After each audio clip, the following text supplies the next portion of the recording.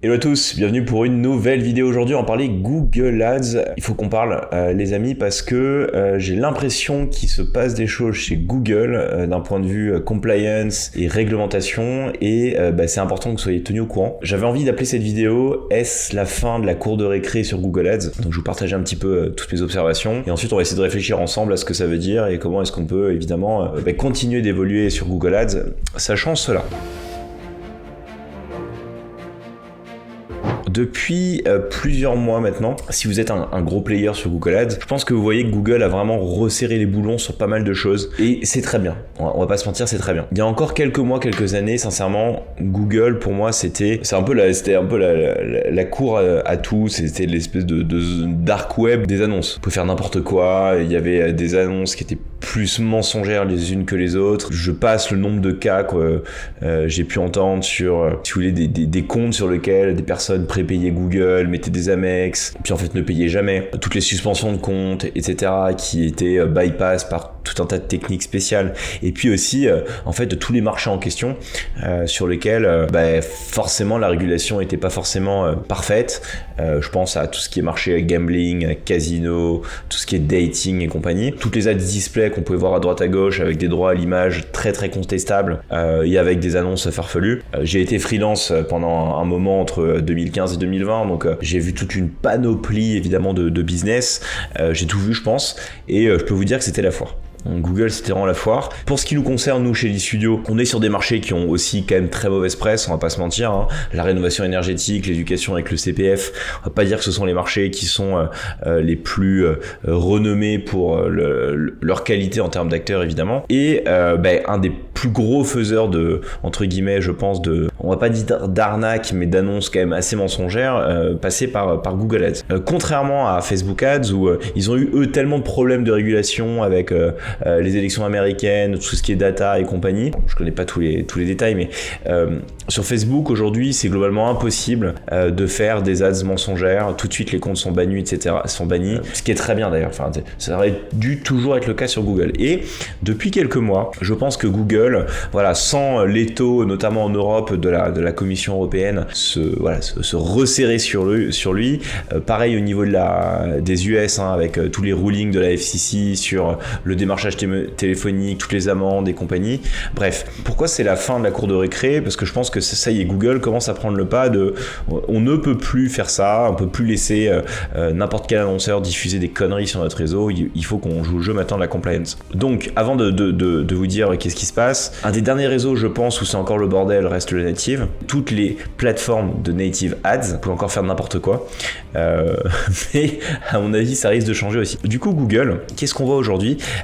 Ils ont déjà clairement resserré tout ce qui est validation annonceur et construire un web plus propre. Là, nous, on le voit sur l'e-studio, donc on a beaucoup de comptes sur de la lead gen. Tous nos comptes sont globalement régulièrement audités. On nous demande effectivement, quand on fait la génération de prospects, à qui on les vend, quels sont les clients finaux, c'est quoi le business model, à qui appartient les sites, qui paye les comptes Google Ads.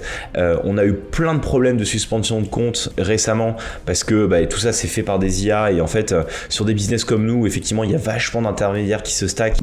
Google est beaucoup plus regardant. Alors si vous êtes dans ce cas-là, il faut prendre le temps. Il faut prendre le temps de mettre des cases, d'aller parler à votre account manager et à la fin il voit que vous n'êtes pas des dealers de drogue évidemment. Si c'est bien sûr vous n'êtes pas des dealers de drogue, que vos clients sont de qualité, etc., qui sont renommés, qui font pas n'importe quoi, tous les comptes seront débloqués. Mais c'est vrai que ça prend vachement de temps, on a perdu un temps fou à faire ça. Mais en même temps c'est ultra sain parce que ça veut dire que maintenant, dès que vous commencez à beaucoup dépenser sur Google Ads, Google va vous auditer. Et si vous êtes sur des business où comme nous, il y a beaucoup d'intermédiaires sur des business d'agence, d'affiliation, de lead gen, et forcément Google resserre les boulons. Pareil, ils sont hyper regardants maintenant sur tout ce qui est qui paye, quel payeur en fait. Parce que en fait c'est un peu la foire aux cartes bleues. De ce que j'ai compris, on peut mettre n'importe quelle carte bleue qui venait de tout et n'importe quoi, faire payer des sociétés qui n'étaient même pas dans le nom en fait des comptes Google. Donc c'était le bordel.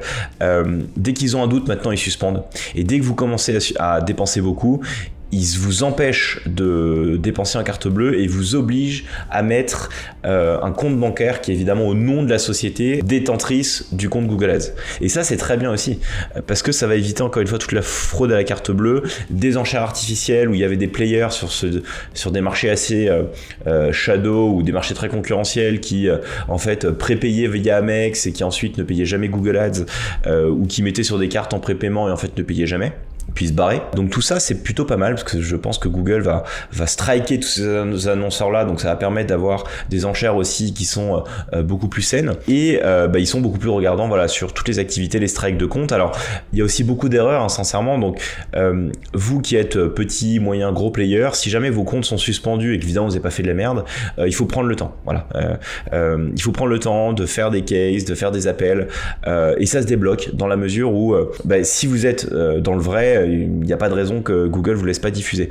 Alors, un bon conseil aussi, si vous êtes dans ces cas de suspension, appelez directement le support Google Ads, ils vont vous dire globalement qu'est-ce qui va pas, et quand vous commencez à dépenser beaucoup d'argent, quand même, il y a vraiment des vrais humains qui regardent ce que vous faites. Mais ils le regardent de manière très précise. La question est, en gros, est-ce que c'est la fin de la cour de récré sur Google Ads ? Oui. Je pense que c'est clairement la fin de la cour de récré. Donc il y a du très bon, il y a du moins bon. On va commencer par le moins bon. Le moins bon, je pense, c'est que je reprends quand même, quand nous on avait démarré sur l'e-studio, c'est sûr qu'il y a aussi pas mal de choses sur lesquelles on n'est pas forcément, quand on se lance, quand on a une petite agence ou quand vous êtes solopreneur, vous voulez faire un peu d'affiliation, tout ce qui est RGPD, bannière de cookies, cookie consent, tout ça, forcément c'est pas évident.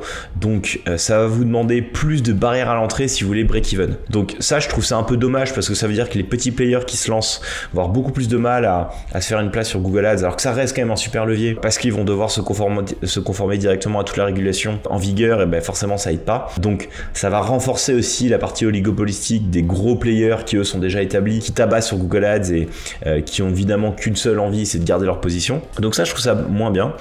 En même temps, si on se dit que comme Google est en train de créer un web plus sain entre guillemets, il y aura moins d'acteurs frauduleux qui faisaient n'importe quoi, les enchères devraient baisser et que si vous êtes nouvel entrant aujourd'hui, vous aurez peut-être plus de facilité d'un point de vue purement enchère, break-even point, etc. à vous faire une place. Donc ça, on va voir comment ça évolue. En tout cas, ce qui est certain, c'est que on le voit aujourd'hui, c'est clairement la fin du game pour Google Ads si vous faisiez n'importe quoi. Si vous êtes sur des business qui ne respectent pas le RGPD, si vous êtes très border sur ce que font vos clients, si vous êtes sur de la lead gen, ça ne passera pas et il va falloir se conformer. Et ça, c'est très bien. Donc on va voir comment est-ce que ça évolue dans les prochaines semaines, les prochains mois. Vous avez annoncé aussi beaucoup de choses sur tout ce qui est Digital Marketing Act, comme quoi les baisses de diffusion allaient être drastiques pour les players qui ne respectent pas ça. Je ne sais pas si c'est le cas, si vous l'observez, si vous avez des doutes sur le fait que vous soyez compliant ou pas avec des baisses de diffusion. J'ai pas l'impression que ce soit encore en vigueur, parce que là pour le coup, ça voudrait dire que Google perd quand même une grosse part de marché sur tous les petits players qui évidemment sont pas forcément parfaitement au fait de la régulation. Par contre, si vous ne jouez pas le jeu, je pense que une fois qu'ils auront fini de virer toute la merde entre guillemets, ils vont quand même vraiment s'attaquer à cette histoire de Digital Marketing Act et vous forcer à le mettre en place, quoi, parce qu'ils n'auront pas le choix, sinon les amendes deviennent trop conséquentes en fait au niveau de la Commission européenne. Alors c'est bien, c'est pas bien, c'est pas à nous de juger. La question est maintenant, qu'est-ce qu'on va faire pour être compliant là-dessus. Des bons outils vraiment si vous galérez. Allez sur Ubienda pour tout ce qui est bannière de cookies, c'est pas cher, sincèrement, ça passe très bien et ça pète pas trop les taux de conversion.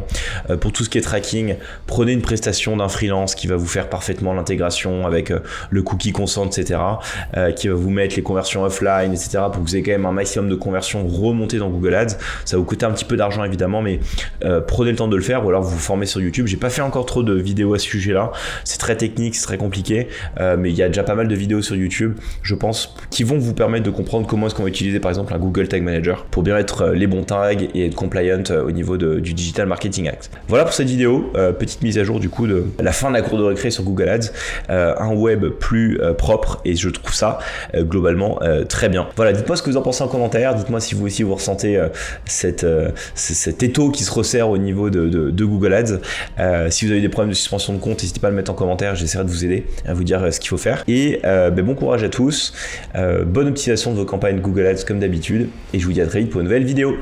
Ciao!